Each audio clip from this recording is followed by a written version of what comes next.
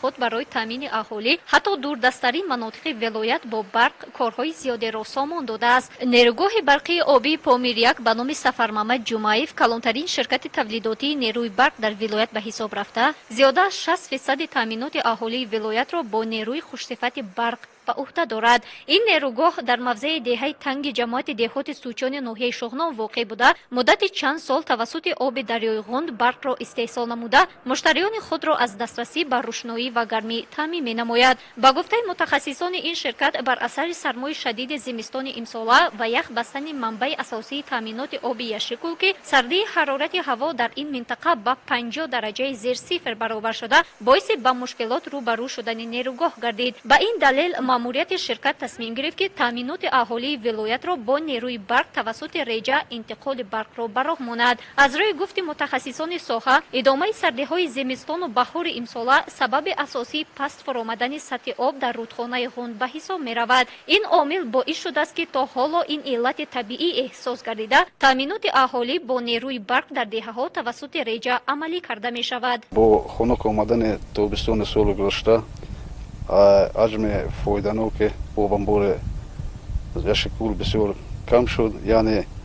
аз порсола ҳаҷми фоиданок он 25 миллион метр кубӣ камтар захира шуд. ин боиси он шуд ки бо ташаббуси роҳбарияти ва мутахассисони ширкат ин миқдор об барои 5 моҳ, яъне аз моҳи ноябр то моҳи март тақсим карда шуд ва ин боиси он шуд ки дар мавридҳои зарурӣ мо маҷбур шудем реҷаи на он қадар шадиди барқ тақсимкуниро баромонем. сабаби асосии камшавии оби дарёи Ғунд гардид ва дар ҳолати ҳозира миқдори оби дарёи Ғунд 17 метр кубӣ дар як сонаеро ташкил медиҳад ки ин ҳатто барои фаъолияти ду дастгоҳи нерӯгоҳи Помир-1 кифоят намекунад ва бо фароҳам расидани шароит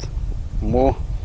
ба таъмини доимии барқи муштариён ба ҳолати маъмулӣ, ба реҷаи маъмулӣ бармегардем ва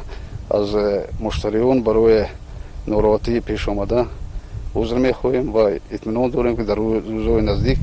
ба реҷаи маъмулӣ бармегардем. аз рӯи гуфти мутахассисон, гарчанде моҳи дуюми фасли баҳор фаро расида бошад, аммо хунукии боду ҳаво ҳамоно эҳсос гардида, ҳафзи танзими шабонарӯзии нерӯгоҳ аз меъёри муқаррарӣ хеле кам шудааст. дар мавриди ҳозира яъне реҷаи баро монда шудааст ки дар мавридҳои шабона яъне об ҷамъоварӣ мешавад, дар вақтҳои сербории саҳарӣ истифода мешавад, рӯзона обу ҷамъоварӣ мешавад ва дар мавридҳои сербории бегаӣ аз он истифода мешавад ва мо маҷбур ҳастем ки дар баъзе мавридҳо реҷаи муайянро барои барқ таъминкунӣ баромонем. кормандон лозим мешуморанд ки то мӯътадил гардидани боду ҳаво ва гарм шудани иқлим реҷаи нерӯи барқ боқӣ хоҳад монд.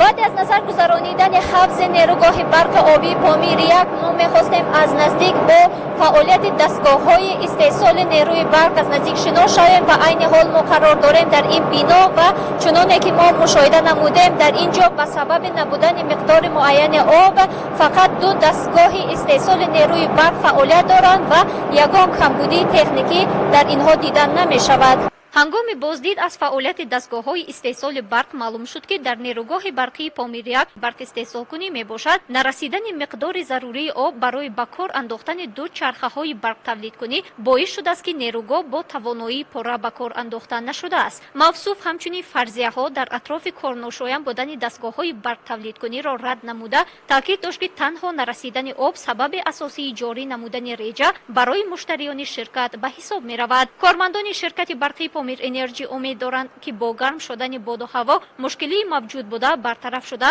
сокинони деҳаҳои ҳудуди вилоят пурра бидуни реҷа бо барқи хушсифат таъмин хоҳанд шуд.